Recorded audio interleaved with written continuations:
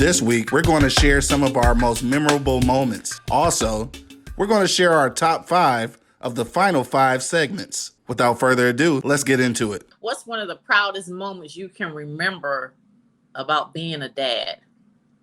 Wow. So many to account for. Watching my kids, each one of them graduate and matriculate through life is one. There's a time when I was watching my two sons playing on a high school football team and listening to their names being called, my kids, in the game. Oh my God. And I heard both of their names being called, and it was a proud moment. I had a strong conversation with my son in terms of his toughness, and just being fearless. I don't care if you're gonna do it, go full boat. And I saw him not doing that, and I got on him about it. And fortunately, Sarah, he listened after the whole season was over, because they saw his courage. They saw the effort that he gave. They made him team captain. Wow. Thinking, wow, that's huge. That's big. Yeah. That's big. I was very proud of that. One of them, I got to see all my children grow up. And basically all doing good. So I think that's one of my proudest accomplishments, that my children basically healthy and they doing good, and I got to witness that. Because I know a lot of guys, and they didn't get to see their children grow up, become adults. I was at this dinner, there was an older Muslim brother, and about 5 of his kids were sitting at the table. He said, I be doggone. I said, what's wrong? He said, look at all my kids. He said, all my kids are senior citizens now. They was all in their 60s. He like 80 something, Beautiful. And he said, "Oh, my kids are senior citizens," and and that would be an even greater accomplishment to see my kids become senior citizens. What do you think all boys need from their father? Love and understanding. A male figure. I think all boys and girls. So having a strong male role model presence. I think that's the number one thing. Time. Love and a level of understanding, what's the word, emotional. Because I think with boys, especially in the Black community, we teach our kids to be so rough that they don't know how to be emotional. They think emotional is being soft. No, being disconnected is a bad thing. So so when you become a young man and you're dating or you get a wife, you don't know how to let that emotional side off, or just because you're sensitive don't mean you're not a man. Because it allows your sense of emotion allow you to hear the other person, but allow you to be open, not only to hear the other person, but allow them to hear you as well. Those were just a few of our most memorable moments. But now, let's take a look at the final 5 that we love the best. Number 1, you have probably seen 100 movies that you enjoy. Is there one that you can think of that describes your life right now? And if not, how would you describe your life?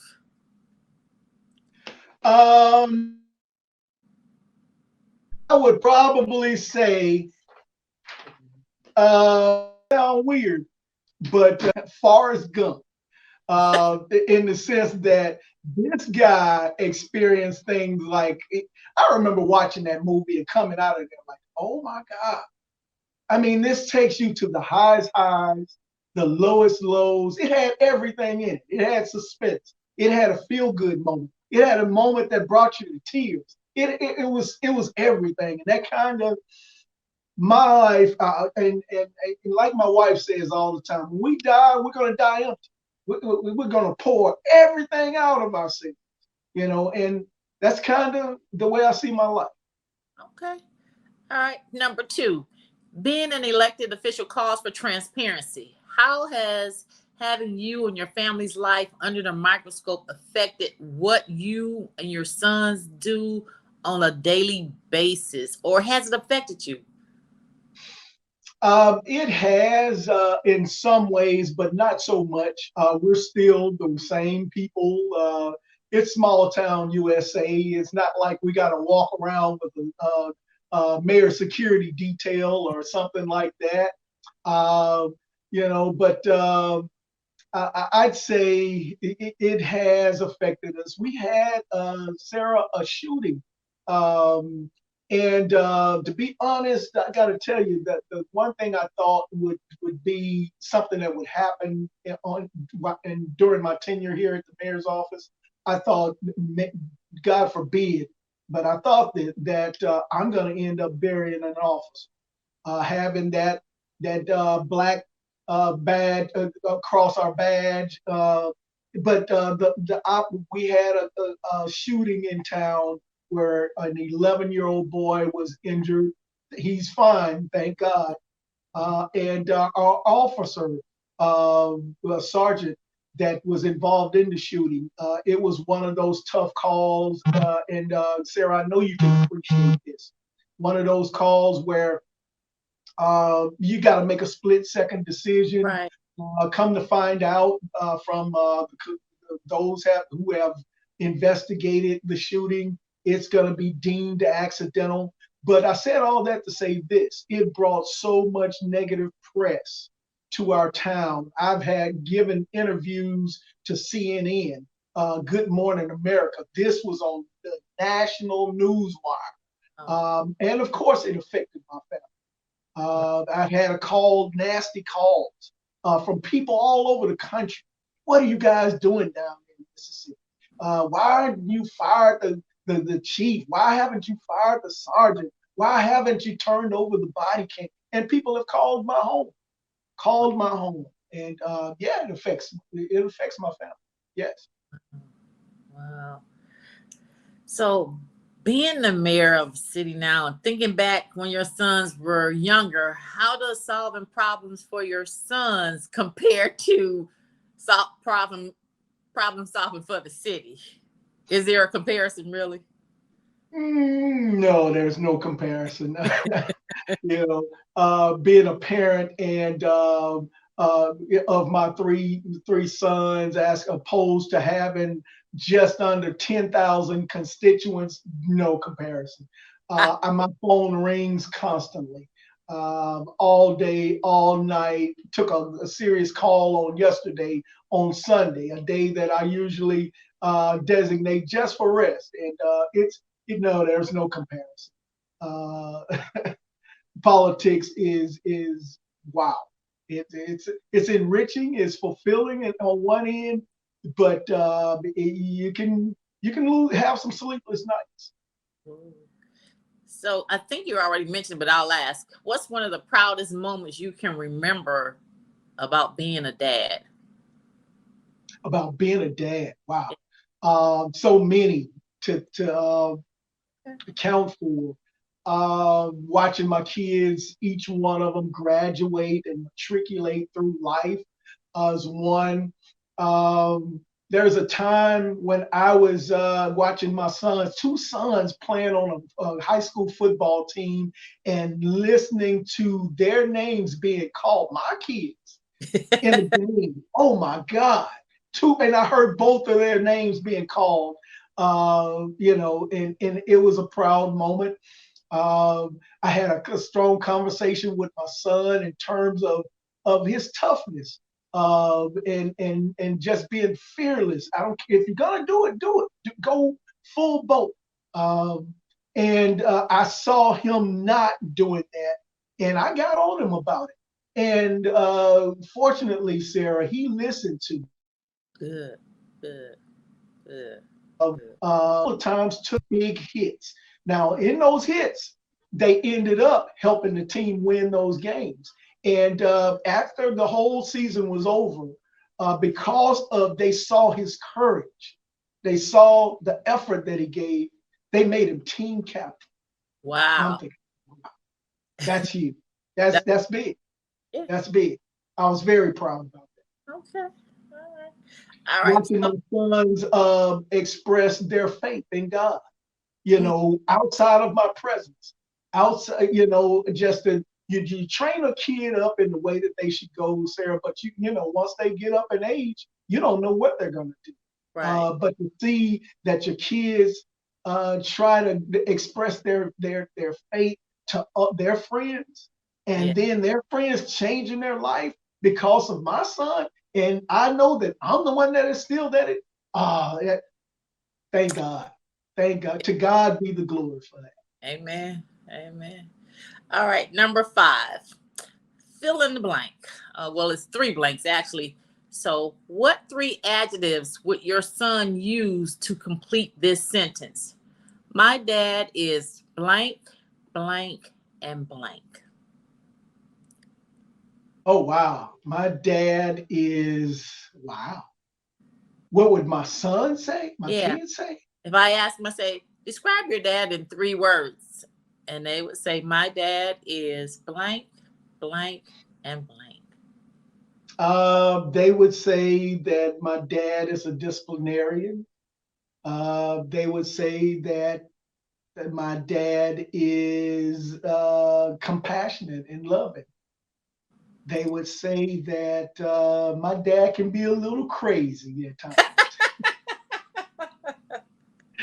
I'm a fun-loving guy. Again, sports are big for me, and I'm the guy that goes to my college school and to a football game, full fainted pace, fainted face. But I go hard, you know, and it's all in fun, and you know, just to see them look at me and how I live my life, I get a kick out of it. Well, thank you, Ken. You've been an excellent dad and a Thank you. successful mayor thus far. Continued success. And thank you for coming on the podcast. Number 1, what do you think all boys and girls need from their father? They have to show them a male figure. I think all boys and girls. So having a strong male role model presence, I think that's the number 1 thing. I think it benefits both sides in different ways. I agree. All right. Number 2, what are you trying to show your son about being a man or just a dad? I think what I learned from having a father in my life is be present. You have to be present, you know.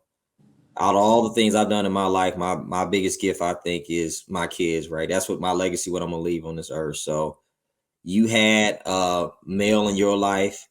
You saw how he was in your life and how you turned out.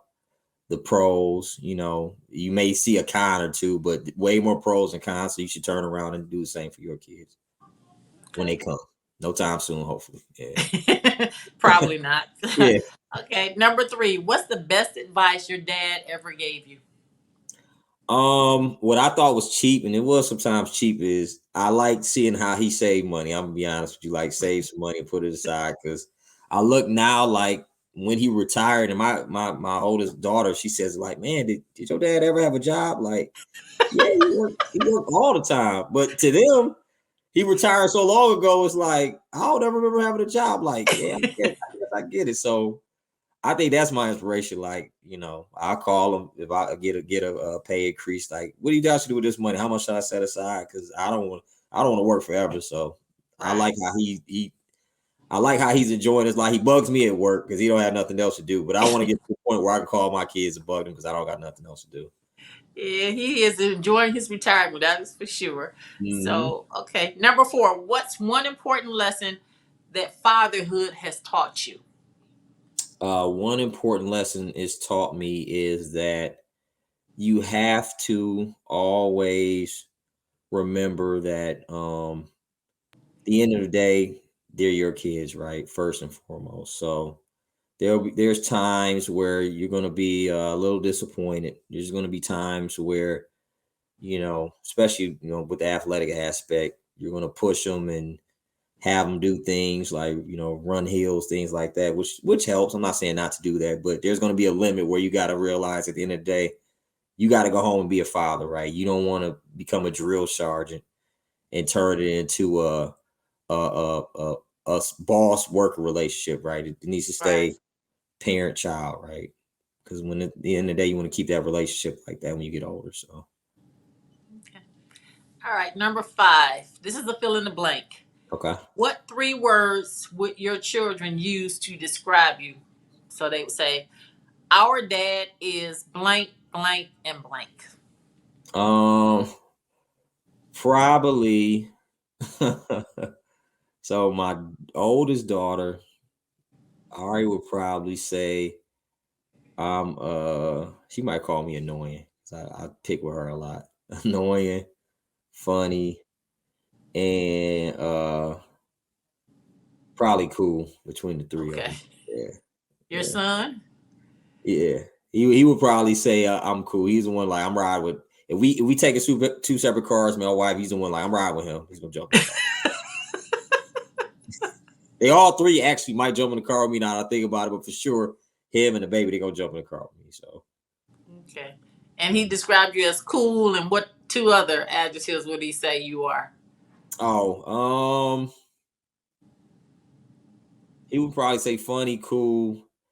Oh, and fashionable. For some reason, I don't know why, because when I was growing up, I never asked my dad like what to wear and do this look all right. But he always sending me stuff like, how would you put this together? What would you throw on like that? Him and his friend. And so fashionable, His friend got drafted in the NFL, so he plays for the Chiefs. Oh, And, congratulations. yeah. So he we were talking to him, his birthday was this past week, and he's like, yeah, I got these Cartiers. What do you think? How should I do these? And should I wear them like this? I'm like, Okay. yeah, fashion probably, yeah. What about your baby girl? She'll probably say funny. She'll probably describe me as cool. Some similarity between her and my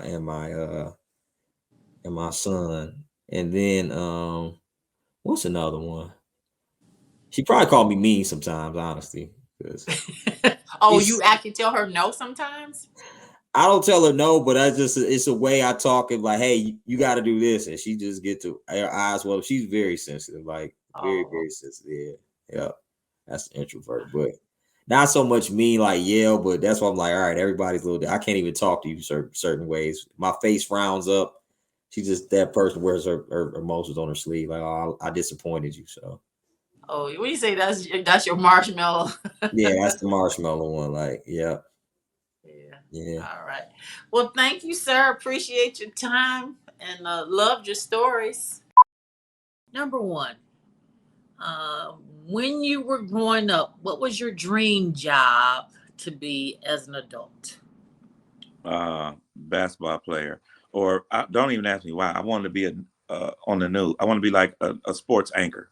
I did. I wanted to be the dude. Serious. I wanted to be the dude that did the sports. I called I know it's off topic.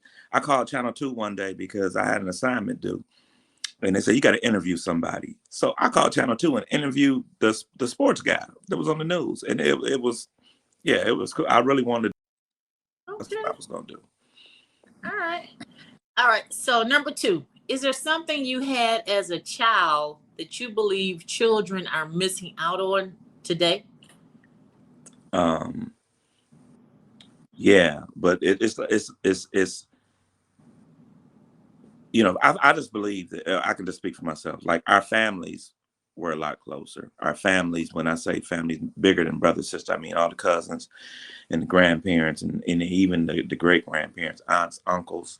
I grew up around a really big family, and I feel like I benefited from that. I got a lot of close cousins, but my kids, and I can't say all kids are like that, but my kids were not born into that. They don't have a lot of family. The family that we did have all moved away. So it's basically just us. And I don't like to sound so selfish when I talk about my kids, but we don't like have people here. We don't have people here. So that's why I kind of have to step in and fill in a lot of those voids with my kids. But I would say that's missing for us. I wish my kids had grown up with, around cousins and all that other stuff. That extended family. Yes. Yeah. So who gave you the best advice? This is question number 3. Who gave you the best advice? Was it your mom or your dad? Wow, that's a tough, because my dad's stuff was like my dad's stuff was like the tough. He was more like tough love, like the do's and don'ts and the repercussions when you wrong. But my mom was more of teaching you like the family stuff and how to treat people, you know. But my dad was more like on the defensive side on what you tolerate and what you don't tolerate. And you know, my dad was a tough guy, and he wanted to make sure that not so much I followed in his steps, but I wasn't a person that would let people run me over. And he did a good job with that. My mom was more into family and treat your family right and you know, look after your sisters and stuff like that. Number 4, what was one of the hardest lessons you learned while growing up?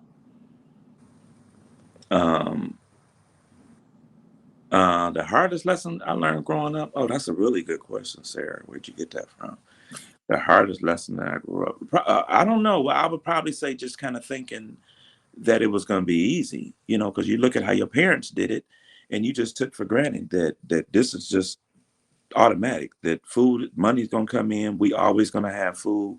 The bills are always going to be paid. You know, as a child, you don't realize what it took to get that stuff done. But as an adult, you know, you got to balance stuff. And maybe I'm doing okay today as a business owner, but it wasn't always like that. You know, I'm just like every other Detroit guy.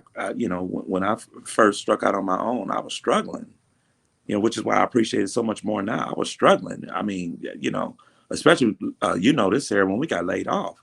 Ooh, yeah. That was no joke. Like, that unemployment check didn't cover everything. My unemployment check was like $555. My rent was $555. So what you gonna do with lights, cable, food, all that other stuff? That was no joke.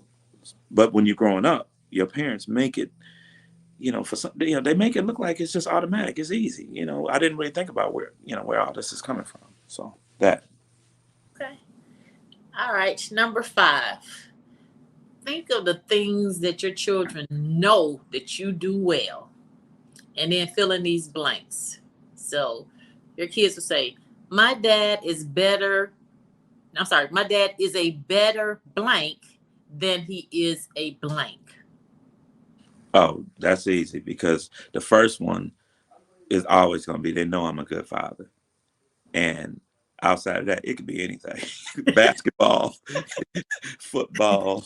So you're a better dad than you are a basketball player, football player. They say I'm a better father than any. They don't give me my credit on anything else. They just say, you good to us, but you know, it might be suspect. I still play basketball with them. Okay. And they win? I don't play against them. Oh, okay. I don't play against them. I hear those stories about fathers. I played with my son until he was able to beat me. Then I stopped playing. They both swear they could still beat me. I still think I could take them. I really do. But only because they're both better athletes and they're both better fundamentally shooting the ball. But I'm more physical. So I'm going to beat them down if I play them. You know, that's where that's where I feel like I'm gonna get them. Okay. But they're both better. You know, they are. Well, that was it. Thank you, sir. I appreciate you coming on and sharing your story with us. Yeah, thank you for having me. Thank you. My pleasure. And we will talk soon. Okay, cool. Thank you, Sarah. You're welcome. Number 1. How did you feel the day you became a dad for the first time? How did I feel? I definitely felt like, okay, life real serious now. If it wasn't serious before, it definitely is now. So, yeah, I that's when I really became, you know, like a responsible person. Okay. All right. Number 2, if you could see the future, what would you want to know? Will I ever achieve the success that I desire? And will my kids turn out to be productive members of society, and will they be respectful, young women? Oh, and will I ever have a son? Okay. All right. Number 3, would you rather have endless money or endless love? That's a tough one. That was a tough one because it's nothing like the feeling of being loved. It's nothing like, no matter it's from your kids, your friends, your family, your partner. It's nothing like the feeling of being loved. Because it's just like when you know someone loves you, 9 times out of 10 they're gonna be there for you through whatever. You know. Well, on the other hand, having endless money, you can buy whatever you desire. And I love You can pay somebody to act like they love you.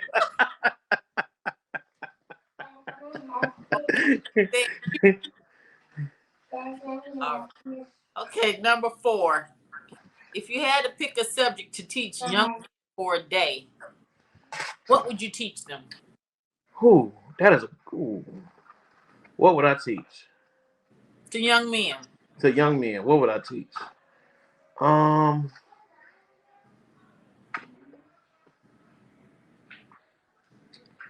That's a good question. Something like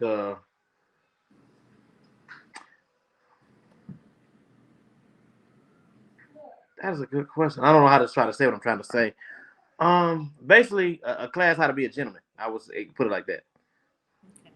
Yeah, how to be a gentleman and really respect others, respect your woman. Yeah. Okay. Yeah. Sounds good.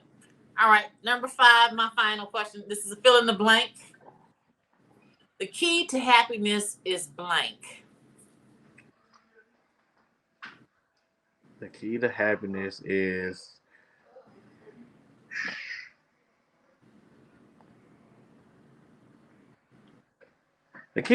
love. Like that answer. Key to happiness is love. Self-love, love from others, love you give others. That plays a big part of happiness. Yeah, I like that. Know. I just feel like as long as you can put a smile on somebody's face, that's what's happiness. Okay. Sounds good. Well, thank you, sir, for coming on the show. Appreciate you. Yes, ma'am. I appreciate you for having me. All right. You know we're going to talk. Number 1, what do you think all boys need from their dads? Their presence. They need their father's presence. Okay. Versus a present, a gift. All right. Number 2, what's one important lesson that fatherhood has taught you? Love is unconditional, and in order to make the best of the moment, you got to be willing to sacrifice. Greater the sacrifice, greater the rewards, in my opinion. Number 3, how would your wife and sons describe you? They would describe me, I think, as being funny, open, and transparent, and lastly, a person that always forgives too many people. They say I show too much love. I'm too vulnerable to people. Is that possible? Okay. Yeah, right. I don't know how they came up with that. They said I'm too forgiving. Okay. Number 4, if you knew that God would give you an immediate answer, what question would you ask him? I would ask him for more resources to be a blessing to families that are in need. If I could say that. I think for me, if I had a little bit more, if I had more to give, I'd probably be broke giving. Okay, well, good. And the final question, number 5, what are you thankful for? I'm thankful for life.